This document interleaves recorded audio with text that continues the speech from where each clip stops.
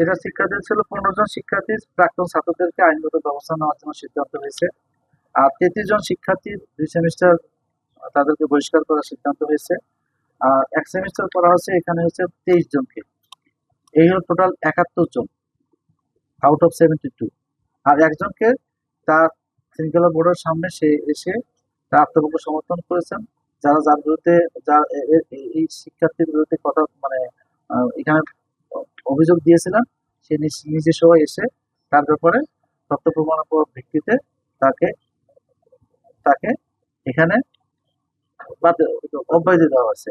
আর একটা বিষয় সবচেয়ে গুরুত্বপূর্ণ সিদ্ধান্ত, সেটা পড়ে শোনাইতে হবে একটু আপনাদেরকে।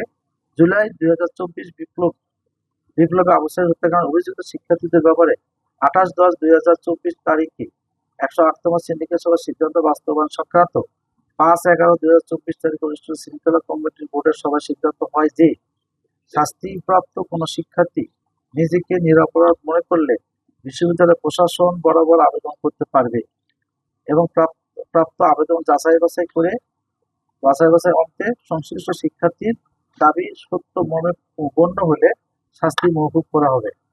এটা কিন্তু তাদের এটা বলা হয়েছে ক্লোজ।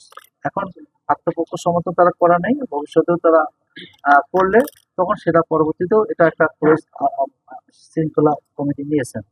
আর যেটা বললেন আপনারা যে শিক্ষার্থীর পরে আসে হলো শিক্ষক, কর্মকর্তা এবং কর্মচারী।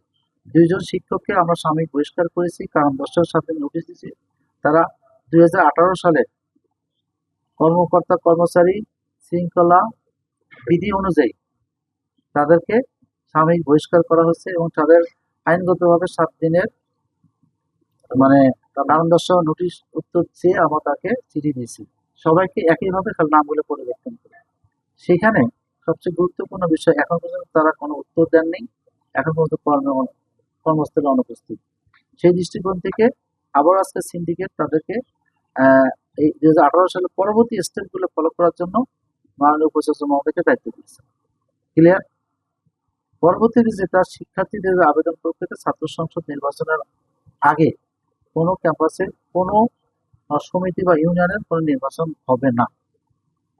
এটার ব্যাপারে নীতিগত সিদ্ধান্ত।